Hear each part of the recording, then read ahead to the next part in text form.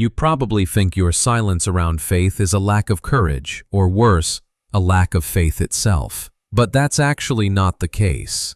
The problem might not be your bravery, but the way you've been trying to force your faith into a language that doesn't belong to you. This isn't about learning a script. It's about finding a way to speak that feels natural, honest, and completely free of pressure. Picture yourself grabbing coffee with a friend. The conversation is easy, until they mention a struggle that you know, deep down, only faith can speak to. You want to say something, but instead, you just smile and stay quiet. In that moment, it's not that you don't believe. It's that there's a disconnect between what you feel in your heart and the words you're about to say. You're afraid of sounding too religious, or you're just not sure how to start without making things awkward. Today, we're going to look at why that silence happens and how you can speak your truth without it feeling forced. If this is a tension you've felt before, feel free to like this video as a way of acknowledging that journey toward authenticity. Because that silence, it starts in a place much deeper than we realize. You go quiet not because you don't care. You go quiet because something inside feels out of sync. Think back for a second. Have you ever been in a normal conversation, feeling totally like yourself, but the moment the topic shifts to faith, your voice changes?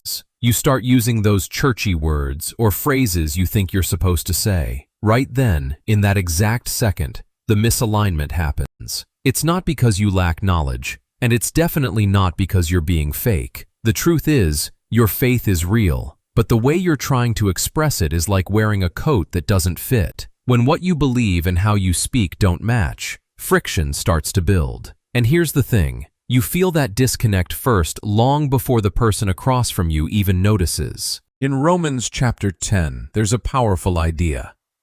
The alignment between believing in the heart and confessing with the mouth. It's about total synchronization.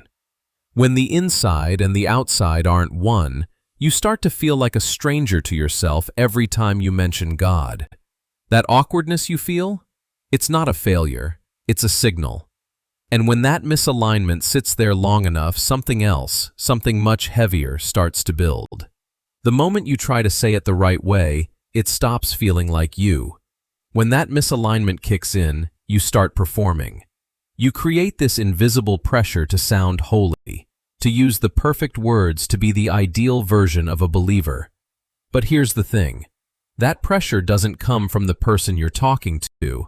It comes from the standard you've built in your own head. You start fact-checking yourself in real time. You rehearse the sentence. You edit the thought. You polish the delivery. But in doing that, you kill the spontaneity. You turn a heart-to-heart into a performance review.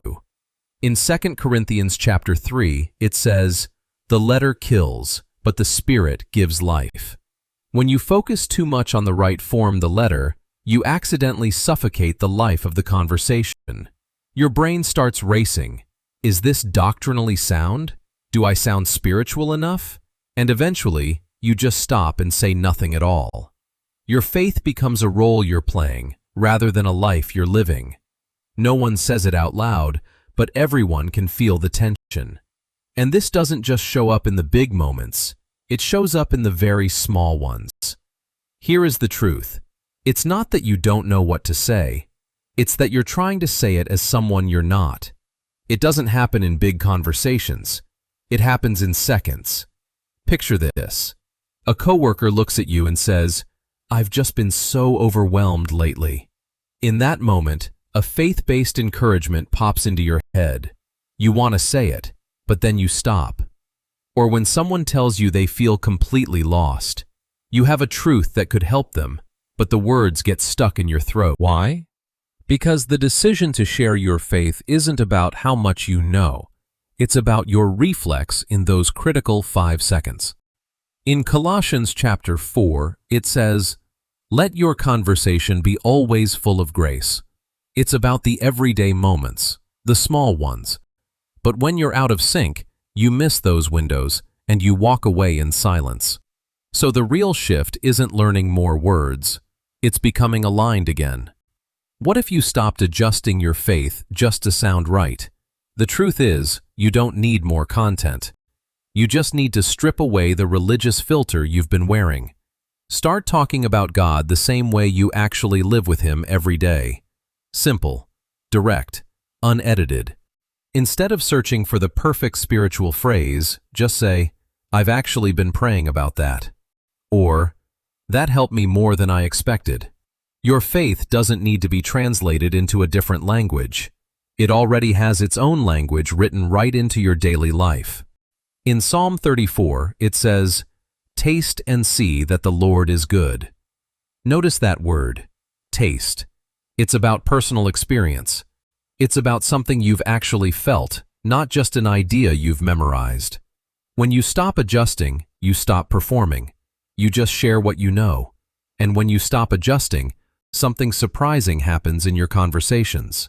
Most people don't struggle with speaking. They struggle with what happens after. The fear of being rejected, the fear of saying the wrong thing, or the fear that whatever you say just won't matter. But here is the truth. You were never in control of those things anyway. The heaviest weight you carry isn't the speaking itself, it's the pressure for a result to happen. In 1 Corinthians chapter 3, it lays out a clear principle. One person plants, another waters, but it is God who gives the increase.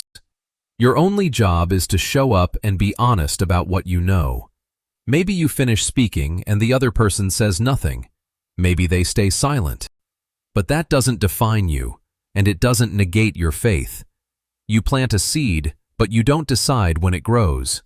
And when that weight lifts, everything changes. Most people don't struggle with speaking. They struggle with what happens after. The fear of being rejected, the fear of saying the wrong thing, or the fear that whatever you say just won't matter. But here is the truth. You were never in control of those things anyway. The heaviest weight you carry isn't the speaking itself, it's the pressure for a result to happen. In 1 Corinthians chapter 3, it lays out a clear principle. One person plants, another waters, but it is God who gives the increase. Your only job is to show up and be honest about what you know. Maybe you finish speaking and the other person says nothing. Maybe they stay silent. But that doesn't define you, and it doesn't negate your faith. You plant a seed, but you don't decide when it grows. And when that weight lifts, everything changes. In the end, your silence was never proof of a weak faith. It was simply a sign that you care too much to let your belief become a performance. When you finally give yourself permission to stop saying it right, you'll realize that authenticity carries a power all its own. Your faith doesn't need a filter. It just needs you to be you. I know there are many of you watching right now, people who truly love God and want to share Him, but have found yourselves stuck in those real-world moments. We are in this together, on a journey where being real matters so much more than being perfect. If something shifted for you today, or if you feel a weight lifting off your shoulders, I'd love to hear your thoughts. Your reflection might be exactly what someone else needs to hear to find their own voice again. And if you're looking for a space where your faith can grow without the pressure to be flawless, I'd be honored to have you stay with us. Remember, we aren't just looking for answers. We are walking this path together, one step at a time. Keep going. You were never meant to walk this journey alone.